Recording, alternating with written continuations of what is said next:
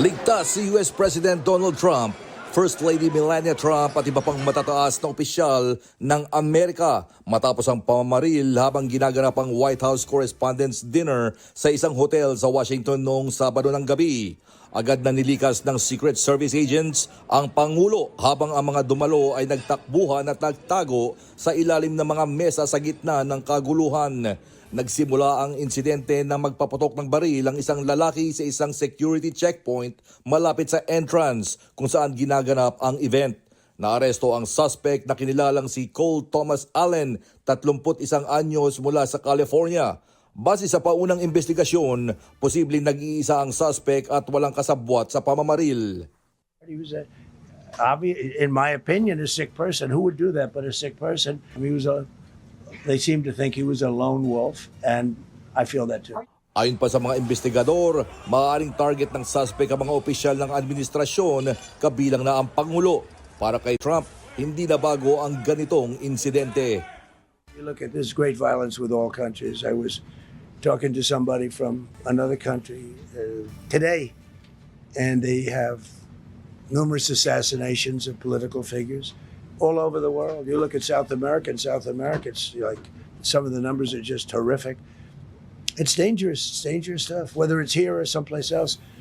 No country is immune, no country. So, when you do things like that, you become a target. If I wasn't doing that, I guess I'd be a lot less of a target, but I'm honored. Sinabi naman ng mga otoridad na hindi pa ganap na malinaw ang motibo ng suspect at hindi rin ito nakikipagtulungan sa investigasyon. Pinaniniwalaang nanatili sa nasabing hotel ang suspect na bumiyahe mula Los Angeles, dumaan sa Chicago bago tumungo sa Washington, D.C. Lumabas din sa investigasyon na armado ang suspect ng shotgun, handgun at ilang matatalim na sandata nang isagawa ang pag-atake. A man charged a security checkpoint armed with multiple weapons.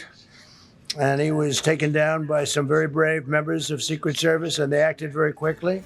Isa sa mga security personnel ang natamaan ng bala, ngunit nailigtas dahil sa suot nitong bulletproof vest at na-discharge na mula sa ospital.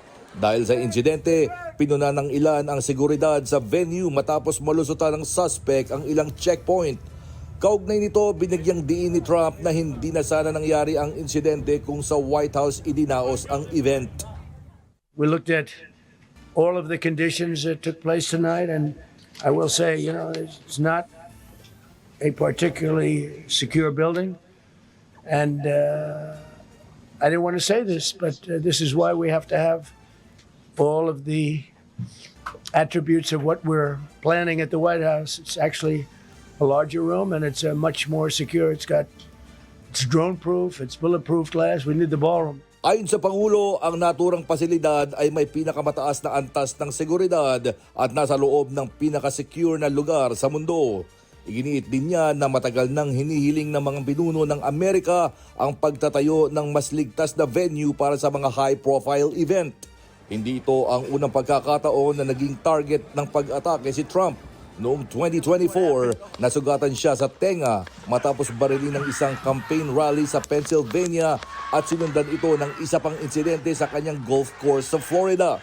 Nakataktang sampahan ng kaso ang suspect at patuloy ang masusing investigasyon upang matukoy ang buong motibo sa likod ng insidente.